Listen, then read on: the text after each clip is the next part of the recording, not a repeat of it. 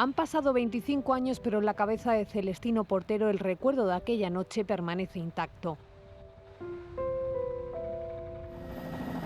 La sala del 091 lo envió con un microbús a rescatar a gente al Cerro de Reyes.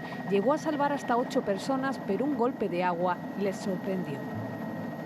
Y empujó la furgoneta para atrás hasta la antigua pasadera de la carretera Sevilla. Allí salí como pude por la puerta mía y me puse encima del techo del microbús y con la culeta de la pistola rompí todos los cristales de arriba para sacar a la gente.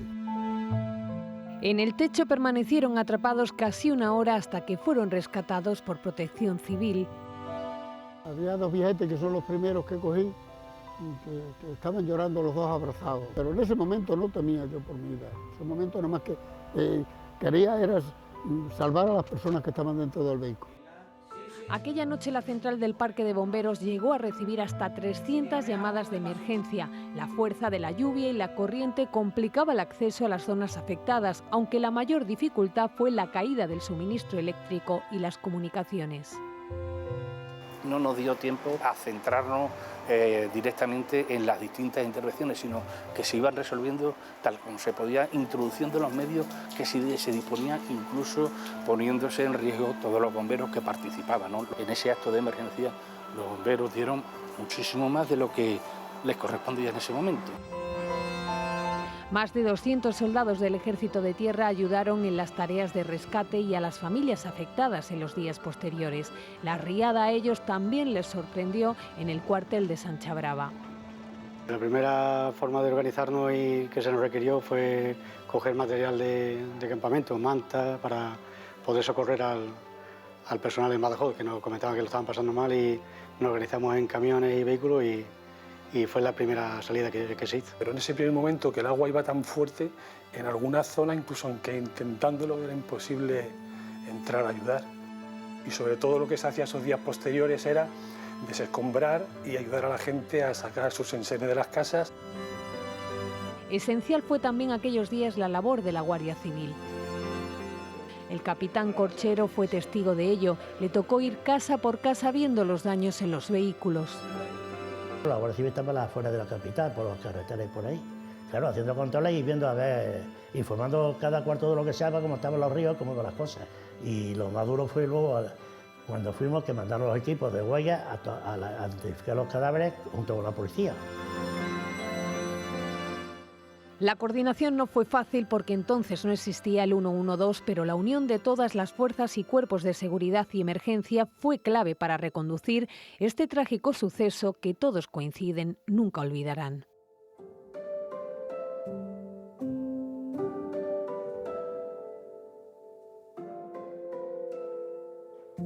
Ese es el testimonio de los héroes de la riada, pero tenemos más. Fernando Bermejo, jefe de bomberos de Badajoz, y Jesús López Santana, que era el coordinador de Cruz Roja. Muy buenas noches a los dos. Buenas noches. Buenas noches. Ambos estuvieron en la delegación del Gobierno y estuvisteis en ese puesto de mando donde se tomaban las decisiones aquella noche. Hemos hablado mucho de lo malas que eran las comunicaciones porque se cayeron los teléfonos. Fernando, ¿cómo lo hacíais? ¿Cómo os comunicabais con los equipos que teníais en la zona de la riada? Bueno, cuando se cayeron las comunicaciones telefónicas, sobre todo, ya estaba avanzado el problema, ¿no? Nosotros teníamos ya una cierta preparación inicial porque yo había visto concretamente ya la descripción de la borrasca explosiva que se preveía, incluso había entrado en internet viendo los mapas meteorológicos. La borrasca estaba entonces centrada por el Cabo de San Vicente y ya advertía al jefe de operaciones de que teníamos que estar preparados. Pero en cualquier caso, lo que ocurrió desbordó todo lo previsible y aunque hubiésemos tenido muchísimos más medios, hubiésemos estado desbordados también. Fue muy dramático, había muchas llamadas. Inicialmente yo, en el parque de bomberos, mientras organizábamos, atendía el teléfono. Y la penúltima llamada que recibí era de una familia que decían que se habían subido a la planta de arriba y el agua les estaba entrando en la planta de arriba, en la primera planta de su casa. La siguiente fue una señora por la voz mayor y me dijo que le estaba entrando el agua por la ventana. Le dije, ¿súbese usted a la planta de arriba? Y dice, no tengo. Y nosotros estábamos relativamente cerca, pero era imposible, por lo que me comunicaban los equipos, era imposible llegar. Yo le dije que íbamos a llegar, no se preocupe, que vamos a por usted, pero sabía que no íbamos a poder rescatarlo.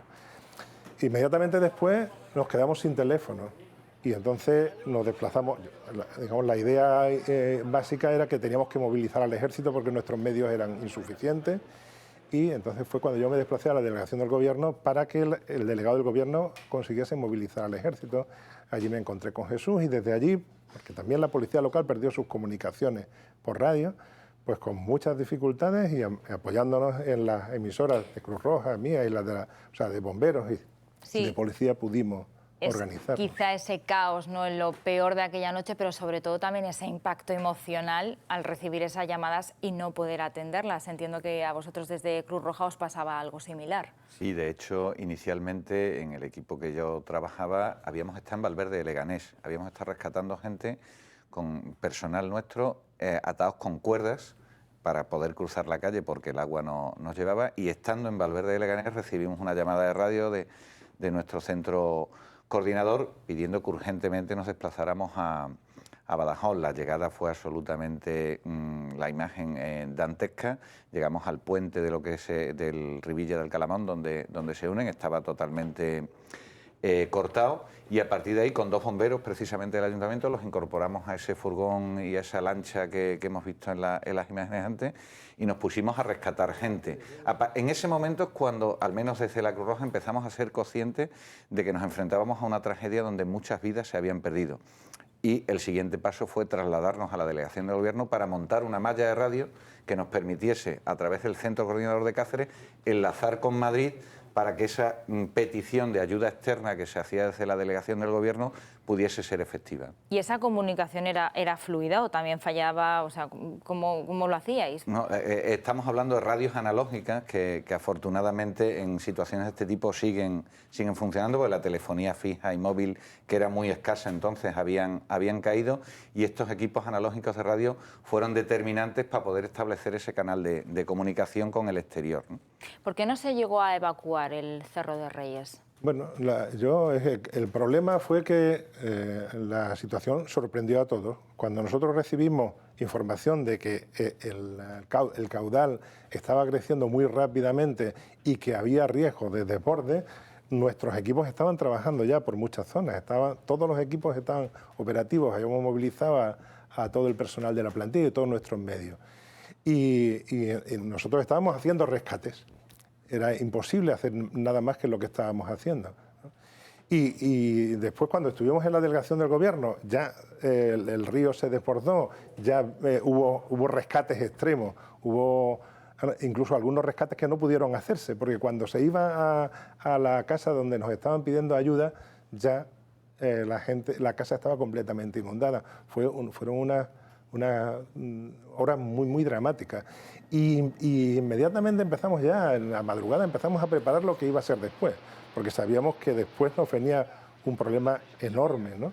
Y teníamos que movilizar servicios municipales, teníamos mucha ayuda que iba a hacer falta en el momento en que el agua volviese a su cauce. Entiendo también la ayuda del ejército, que en un principio no pudo llegar. Bien, la ayuda del ejército, llegar, que hasta ¿no? la mañana siguiente, con alguna excepción, hasta la mañana siguiente no se pudo incorporar, y fue vital, claro, lógicamente. Y ya por finalizar, para Jesús, una imagen, un recuerdo que en estos 25 años no hayas podido olvidar. Bueno, aparte de lo que estaba comentando Fernando, porque con su equipo de bomberos y con los chicos de la Cruz Roja efectivamente rescatamos a algunas personas y a la vuelta ya no podíamos rescatar a nadie, yo me quedaría con algo positivo, y es la extraordinaria coordinación que hubo de todos los servicios, no solo esa noche, sino a lo largo de todo el tiempo que se prolongaron las tareas de rescate, ¿no? Pero aquella noche es que estábamos un poco solos, es decir, estábamos los bomberos, la policía, Guardia Civil y Policía Nacional, la Cruz Roja y los vecinos. Entonces, pues bueno, yo creo que... Me gustaría hacer una matización, porque evidentemente esa noche fue muy dramática, el día posterior fue quizá incluso más dramático aún, Pero cuando estábamos buscando gente, yo recuerdo a un chaval de unos 16, 17 años que se me acercó y me preguntó, ¿dónde puedo ayudar? Y yo digo, ¿con quién vienes? ¿Con quién vienes? Dice, no, vengo solo. Y los mandé con un grupo de scouts, de Boy Scouts que se habían incorporado. Pero era un crío que por su propia iniciativa, un adolescente, por su propia iniciativa se había presentado allí para intentar ayudar. Es impresionante, y desde era luego. muy dramático que la gente incluso lloraba porque había perdido fotografías, recuerdos de toda una vida. Era muy dramático. Las historias que quedan de la riada son impresionantes. Os agradezco mucho a los dos que hayáis estado en este programa especial contándonos también vuestra experiencia en aquella trágica noche. Muchas gracias. Bueno, están siendo días muy emotivos para toda la ciudad de Badajoz. Este pasado viernes, hace 2 días, se vivía uno de los más especiales. El delegado del Gobierno, el alcalde de la ciudad y el presidente de la Asociación de Vecinos del Cerro de Reyes descubrían este monolito con el nombre escrito de las 22 personas que murieron allí en Badajoz capital. Es un corazón, obra del escultor José Luis Hinchado, que está situado en el parque donde se unen los 2 arroyos que se desbordaron.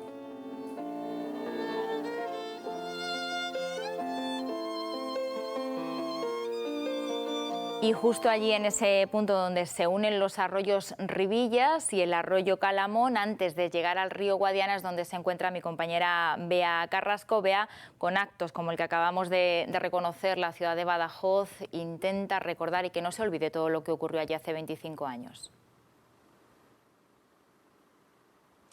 Sí, todavía queda esa humanidad, todavía queda esa solidaridad, porque fueron 1.200 familias las que perdieron todas sus pertenencias y 25 personas, recordemos, que perdieron lo más preciado, su vida.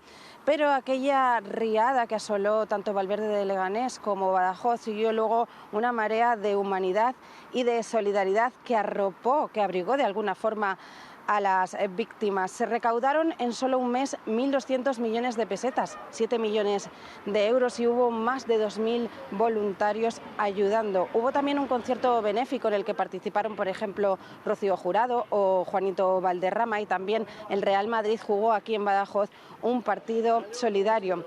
No era para menos, se habían generado daños por valor de más de 20.000 millones de pesetas, 120 millones de euros, y a la ayuda que se requería para hacer frente a todas esas pérdidas materiales también había que añadir otra ayuda, la que se necesitaba para afrontar aquel tremendo shock emocional que se vivió una madrugada como la de hoy, la de esta noche y los días sucesivos.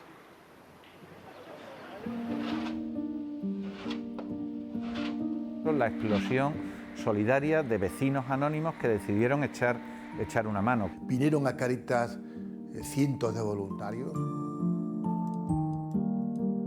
Cientos de voluntarios que querían ayudar y lo hicieron. Eso sí, la coordinación fue muy importante, primero entre todas las instituciones y cada día repartiendo el trabajo entre los voluntarios que acudían a Cáritas, Cruz Roja, Protección Civil.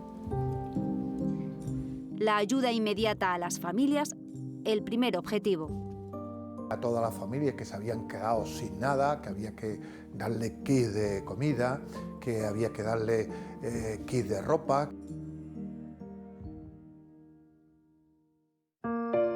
El Gobierno decidió que las familias sin casa se alojaran en el albergue provisional que se instaló en lo que hoy es el Hospital Perpetuo Socorro. También en la residencia universitaria Hernán Cortés de Diputación. Y traíamos muchas mantas, colchones pequeños para los niños, cunas, vamos, de todo. Pero cuando entramos aquí vimos el episodio que había, la gente llorando. Verse en esa situación, todos mojados, pues todo el mundo se volcó, tuvimos que vestirlo, darle mantas, sobre todo que se ducharan con agua caliente. Pues mira, me impactó toda la gente, la cara de pena, la cara de asustar, esa sensación que te da cuando no te crees lo que te ha pasado, ¿sabes? Una pareja que tenían bebés pequeños, los alojaron en una habitación y allí los estuvimos bañándoles, y con la ropa de mis niños pequeños pues se las dimos. Mucho trabajo por delante para todos los que trabajaban y para los voluntarios. Y en esos momentos es fundamental tener a alguien que les pueda escuchar y que pueda atender sus necesidades básicas, que pueden ser beber o comer o dormir, para luego poder trabajar con el impacto emocional que supone vivir una tragedia de este tipo. Acompañando a la gente, había psicólogos que se brindaban y que también estaban con las familias, ¿no? Porque las familias estaban deshechas y estaban, bueno, con un trauma en ese momento grandísimo. Y cómo organizar todo el material donado, ropas, alimentos. En la nave de la empresa Hierros Díaz, 11.000 metros cuadrados se cedieron como almacén. Y entonces pues la gente se empezó a volcar, empezaron a llegar la gente, luego los camiones de fuera y bueno, eso fue impresionante. Como la gente se desvivió, pues era algo muy emocionante, muy que te llegaba. El trabajo con las familias continuó varios meses. También los trabajadores de las ONGs tenían que recuperarse. La gente se rompe cuando trabaja en una situación de emergencia. Hay quien lo hace de forma más rápida y hay quien lo hace cuando ha pasado mucho tiempo. Hay una serie de herramientas que te permiten gestionar esas emociones. El agua los dejó en la calle, en tierra de nadie, pero no tardaron en recibir el aliento de toda una sociedad para sentirse acompañados. Yo me quedaría con la coordinación de los equipos de emergencia y con la explosión solidaria de los ciudadanos que de todo tipo y condición, ciudadanos anónimos, empresas, organizaciones, se pusieron todos a una para dar soluciones a las personas que lo necesitaban. Y es una respuesta que marcó lo que significa una ciudad volcada con el sufrimiento de las personas.